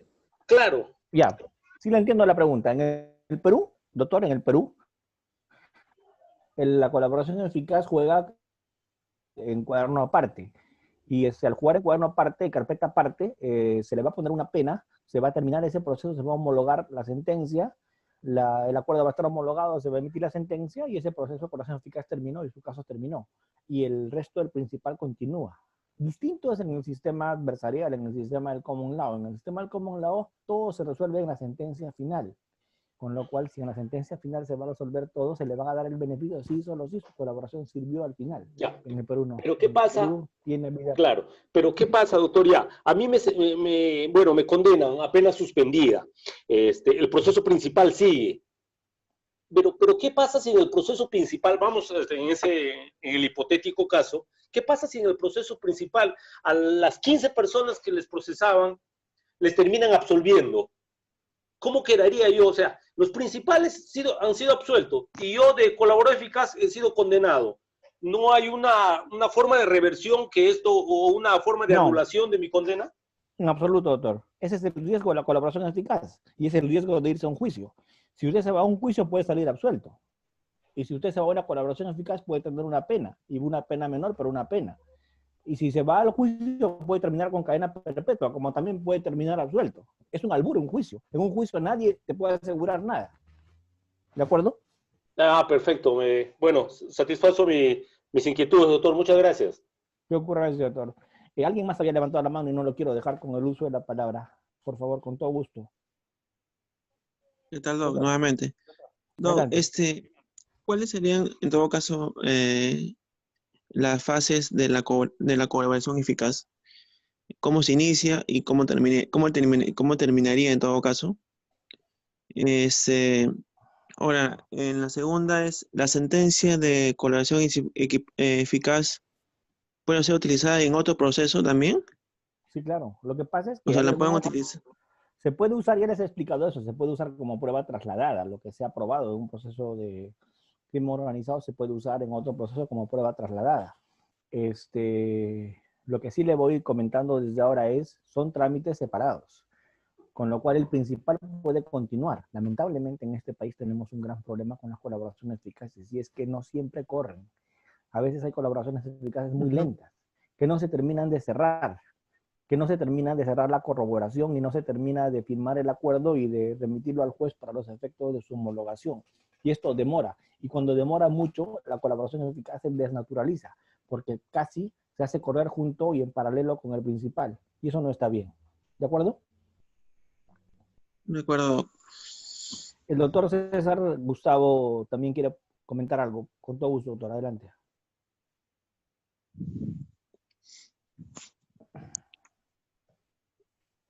Adelante, doctor César Gustavo.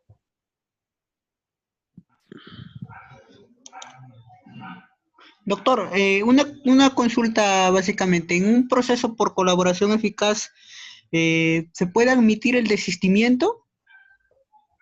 ¿De qué? ¿Desistimiento de qué, doctor? Del beneficio. No lo entiendo. Desistimiento de beneficio por parte de lo que se le puede revocar el beneficio. No, revocar sí, pero mi pregunta va en que si puede, por ejemplo, pasó un caso en donde al señor no se le había, en su cuaderno aparte colaboración eficaz, continuaba, pero en su proceso donde a él se le procesaba, lo absolvieron. Y ya no quería el beneficio de colaboración eficaz. Por eso es que mi consulta es si realmente procedía un desistimiento ahí. No, pues lo que pasa es que haya habido un error craso del fiscal, porque para que lo absuelvan tuvo que haberlo acusado. ¿De acuerdo? Entonces, si está negociando en una colaboración eficaz en un expediente paralelo, ¿para qué lo acusó? No sé si me entiende. Eso debió cerrarlo antes.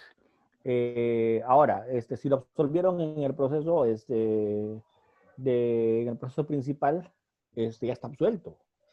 Ya está absuelto, ya se absolvió. Y es más, el proceso de colaboración eficaz ya no tiene ningún sentido.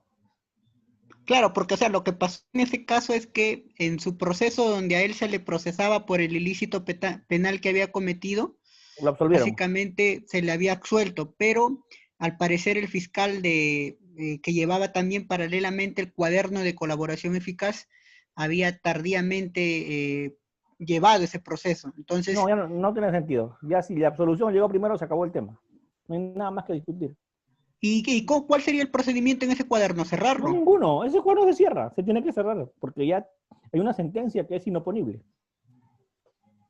Correcto, doctor, correcto. Muy bien. Ahora sí, veamos el último tema, que es el tema del proceso inmediato, que no quiero dejar de mencionar, aunque es un tema ya bastante sencillo, es un tema que no me va a tomar sino unos pequeños minutos, porque la tramitación en proceso inmediato es mucho más fácil, mucho más sencilla de entender. Recordemos una cosa nada más en proceso inmediato. El proceso inmediato no parte per se por una salida alternativa. En el proceso inmediato, lo que se va a privilegiar y lo que se va a buscar hacer es simplificación procesal. ¿Qué cosa es? Una aceleración.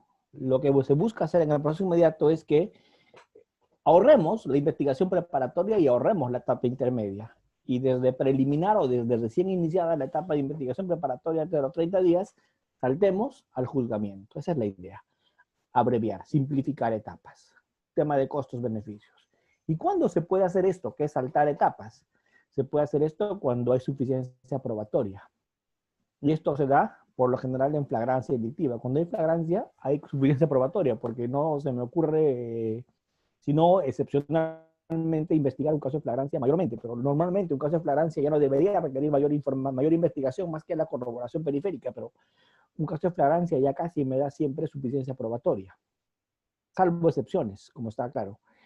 O también cuando hay confesión corroborada, aparejada de elementos de convicción. Entonces son supuestos en los cuales pues cabe simplificación procesal.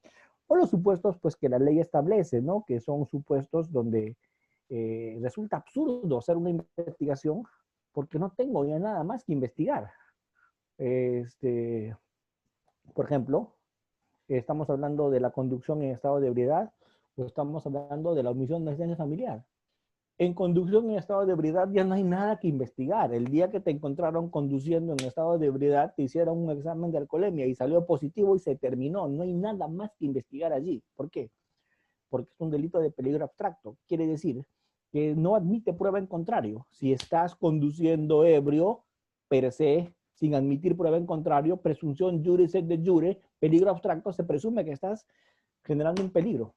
Y se acabó, ya estás condenado. O sea, no me interesa que me traigas 50 peritajes, 80 medios probatorios que digan que borracho tú conduces mejor que sano y la lucidez te tiembla el pulso. Eso no me interesa en ese proceso de corrección eficaz. Se presume, sin admitir prueba en contrario, presunción jure sed de jure, peligro abstracto, que si estás conduciendo ebrio, generas peligro. Entonces, ¿qué más hay que investigar ahí? Nada. Por lo tanto, ¿para qué vamos a hacer preparatoria? Vámonos de frente al juzgamiento, si es que no hay una solución de otro tipo, como un criterio pues, de oportunidad, un tema de una terminación anticipada. O en temas de omisión familiar, terminó el proceso, te requirieron con el pago de una suma de dinero por sentencia y no pagaste. Punto, se acabó. Cualquier problema sobre gano poco, gano mucho, el monto es ínfimo, el monto es alto, todos esos temas se debieron discutir en ese proceso de alimentos, ¿cierto? Lo único que vamos a discutir acá es ¿pagaste o no pagaste?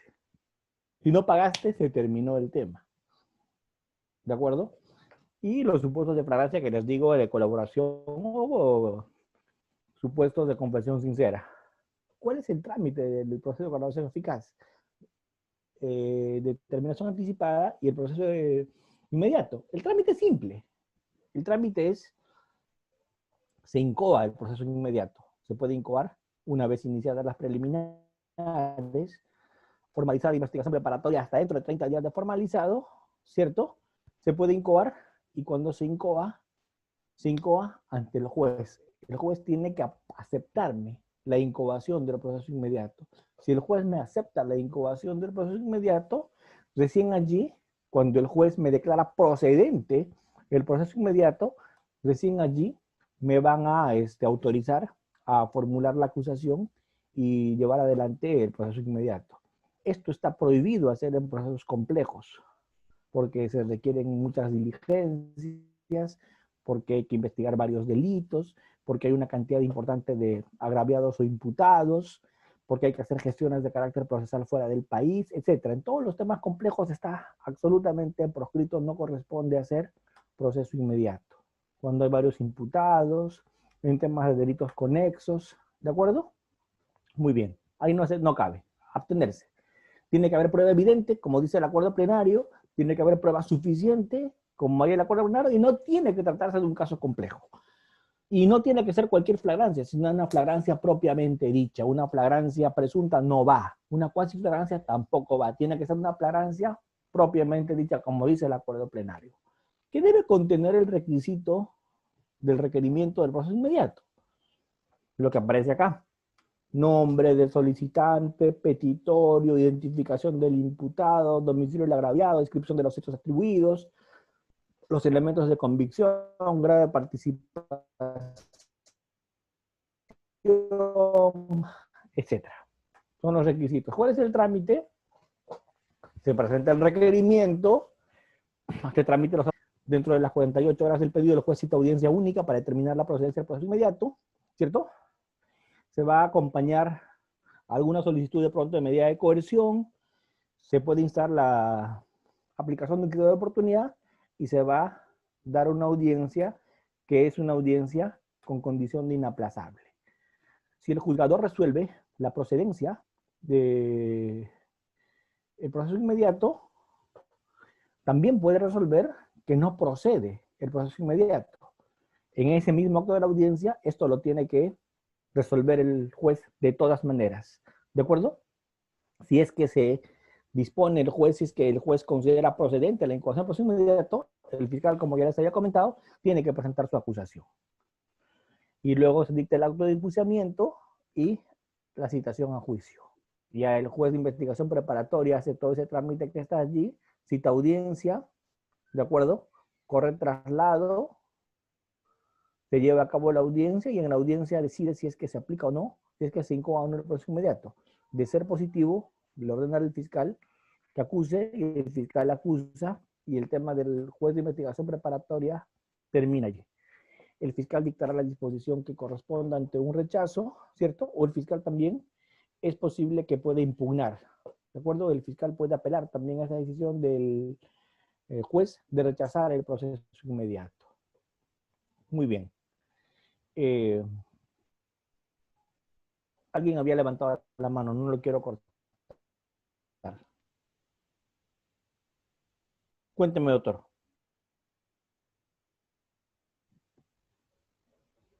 Bueno, parece que no. Continuamos. Entonces, la resolución tiene que contener todos los requisitos. Esta información se las voy a dejar para que ustedes puedan repasarla. Ya no quiero mencionar toda, ¿cierto? Y se tiene que hacer el trámite de el juicio que se va a llevar adelante ya ante el juez de juzgamiento. ¿De acuerdo? El juez de juzgamiento es el que va a hacer este juicio inmediato. Este juicio inmediato lo va a realizar el juez de juzgamiento y el control de acusación, o sea, la admisión de los medios probatorios que se van a actuar en el juicio inmediato, le va a tocar al juez unipersonal. El juez unipersonal va en las 72 horas disponer esto. Y el juez, acá el juez de juzgamiento es el que va a hacer el control de acusación. El JJ, el juez de juzgamiento.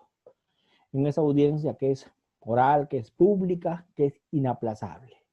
Y ahí la audiencia se va a hacer tal y conforme se hace la audiencia en un proceso normal. Una audiencia pública, una audiencia contradictoria, una audiencia oral, ¿cierto? Y se va a hacer con todos los requisitos este juicio. ¿De acuerdo? Casi ya, yo creo que esto es un refrito. No quiero hablar más del proceso inmediato porque, como les digo, esto es un refrito. Y digo refrito porque se ha hablado tanto del proceso inmediato que hasta vergüenza me da tocarlo. Sin embargo, si hay algún tema que ustedes consideren que sea necesario ampliarlo, yo les doy la palabra a los dos que han levantado la mano y con todo gusto para discutir algo que haya que complementar sobre el proceso inmediato. Doctor, buenas noches. ¿Cómo está, doctor? Adelante. ¿Qué tal? Le saluda Jairo Lucho. Doctor, una consulta. Mire, hace una semana, bueno, yo tenía un caso de dos personas que han caído, una persona por tráfico ilícito de drogas. Entonces, bueno, he hecho las diligencias preliminares y, bueno, he recabado ya el examen preliminar. Y mi pregunta es lo siguiente, bueno, dentro de en otros distritos judiciales, bueno, yo trabajo en Tingo María, pero en otros distritos fiscales la experiencia, bueno, en el Paso del Callao, Piura y Ayacucho, se ha estado aplicando el proceso inmediato. Entonces, usted, conforme a su experiencia, si es que se trata, por ejemplo, de un solo detenido, es detenido en flagrancia, y aparte también la evidencia delictiva que se ha encontrado amerita para plantear un proceso inmediato, cosa que puede cumplir con los elementos de convicción y ha sido detenido en flagrancia delictiva. ¿Usted cree que se puede plantear el proceso inmediato en delitos de tráfico ilícito de drogas? Antes del acuerdo plenario le hubiera dicho que sí. Después del acuerdo plenario prefiero no complicarme, porque el tráfico ilícito de drogas es un delito que se considera en el acuerdo plenario un delito grave, ¿cierto? Entonces, ahí tengo mis serias dudas, porque Usted sabe que el delito de tráfico de drogas tiene una penalidad fuerte. El delito de tráfico de drogas tiene varias aristas. Yo preferiría seguir investigando un tema de drogas para tratar de en el proceso conseguir más información. Porque a veces cuando yo liquido este tema de tráfico de drogas en una instancia inicial y lo liquido vía proceso inmediato, me pierdo de hacer una investigación donde podría lograr mucho más, que es conseguir a las demás personas intervinientes en este tema de drogas. Así que yo en tema de drogas le recomendaría, doctor, no incorporar proceso inmediato. Doctor, disculpando de su molestia. ¿Y qué le merece si es que en este caso había más implicados, y se trata de uno? Por ese uno aplico el proceso inmediato, y si Jamás. es que hay otras personas implicadas, por ejemplo, saco copias y genero una nueva investigación a nivel fiscal con esas otras dos personas. ¿Se Peor, podría doctor. aplicar en este caso? Peor. Eso sí, peor. Y hay pluralidad de procesados, peor todavía. Ahí sí sería ya absolutamente imposible hacer proceso inmediato. Muchas gracias, doctor. Gracias. Ocurrencia. ¿Alguien más me había pedido, por favor, la palabra? Yo con todo gusto. No quiero cerrar dejándolo en el aire al colega o a la colega. Bueno, doctores. Doctor Almanza, buenas noches. ¿Me escucha? Adelante, doctor Jordi, con todo gusto, lo escucho, claro que sí. Sí, tengo dos preguntas. La primera es respecto a la terminación anticipada. No hubo Eso ya precluyó. Mentira, ya no importa, continúe. Dígame. Respecto al tercero civilmente responsable, ¿de qué manera puede impugnar? Lo que pasa es que la sentencia le tienen que notificar al tercero civilmente responsable, y el tercero civilmente responsable lo único que le toca es pagar la reparación civil de manera solidaria con el procesado. Y si el tercero civilmente responsable no está de acuerdo con la reparación civil, puede impugnar, pero es extremo, no más, es extremo. Ya, en este caso, de la segunda pregunta es respecto al proceso inmediato, el último tema que está tocando. Bueno, en sí, desde su punto de vista, ¿qué reformas o comentarios refiere respecto al proceso especial y proceso inmediato, ya que hay una posición que mantiene que se vulnere el derecho a la defensa? No sé usted qué opina al respecto, doctor. No, el acuerdo plenario ha dejado claro eso, doctor. El acuerdo plenario sobre el proceso inmediato ha dejado clarísimo que cuando es un delito grave, que cuando es un delito donde el abogado defensor considera que necesita un tiempo para hacer actos de investigación de descargo, no cabe el proceso inmediato. En la versión inicial del proceso inmediato, esa versión idiota, repito el término, versión idiota que se sacó al comienzo, donde decía que siempre que había flagrancia era obligatorio hacer el proceso inmediato bajo responsabilidad funcional del fiscal, esa estupidez que se sacó en su momento, que no tenía ni pies ni cabeza, porque había que ser bien estúpido para pensar que todos los casos de flagrancia tenían, yo sé que el tipo mató al otro. Me queda claro que el tipo mató al otro. Es evidente que el tipo mató al otro. Ahí tengo pruebas suficientes que lo mató al otro, porque tengo un video donde lo están matando. Yo tengo 10 testigos que vieron cómo lo mató. Sin embargo, no puedo hacer proceso inmediato, pues, porque yo todavía no sé cómo lo mató ni por qué lo mató. Y el saber por qué lo mató me va a hacer encontrar si es asesinato, si es hurto, si es sicariato, etc. El móvil. Entonces, había que ser bien escaso mental para decir que en todos los casos de flagrancia había que hacer proceso inmediato. Puede que haya muchos casos de flagrancia donde yo tenga claro una cosa, que lo mató, por poner un ejemplo, pero no tengo claro el móvil, pues. Y para el móvil tengo que investigar, pues, porque de eso va a depender. Doctor, pero le pregunto, pues, ¿por qué lo mató? Y cuando yo le pregunte por qué lo mató, ¿qué me va a decir? ¿La verdad o lo que le conviene? Entonces, acertadamente allí el acuerdo plenario dijo que cuando el tema es grave, así haya flagrancia, no va a proceso inmediato. ¿Y qué tal si es una violación sexual? Un tema de drogas, pena alta. Y el abogado del procesado dice, no señor, yo necesito investigar porque tengo que recabar prueba de descargo. No va, el proceso inmediato no puede ir. Esto es simplemente para delitos que no son complejos. Esto es para delitos que no requieren actuación probatoria. Esto es cuando hay prueba evidente. Cuando hay suficiencia de inicio, no hay complejidad, no hay gravedad. ¿De acuerdo? Entonces, eso felizmente, el acuerdo plenario lo dejó bien claro, pero se tragó el sapo el Poder Judicial. Porque con ese acuerdo plenario, todo volvió a la versión inicial. Proceso inmediato facultativo, proceso inmediato para cualquier caso que no sea grave, proceso inmediato no obligatorio, ¿ven? O sea, vamos, y la millonada que se gastó en toda esta guachafería de la modificación al proceso inmediato fue por gusto. Alguien tuvo que ser responsable de eso, ¿no? Los millones que se gastaron en la implementación de este moderno proceso inmediato, cuando con el acuerdo plenario volvieron a la versión inicial. Pero nadie hizo la auditoría sobre ese tema, ¿no? Porque debió haber caído cabezas ahí. A ver quién fue el gracioso que tuvo esa brillante idea de volver obligatorio el proceso inmediato. ¿Quién fue ese gracioso que quiso aplicar esa receta irracional? No se preguntó eso. Simplemente regresamos a la versión inicial. Y toda la modificación del proceso inmediato reformado fue un chiste. Entonces, doctor, perdóneme que lo diga, pero lo tenía que decir, pues. Es muy cierto lo que está comentando. Muchísimas gracias, doctor, por la respuesta. Excelente ponencia. Qué ocurrencia. Muchas gracias a ustedes por su participación. De hecho, que es un honor para mí siempre conversar con tan directo grupo de colegas.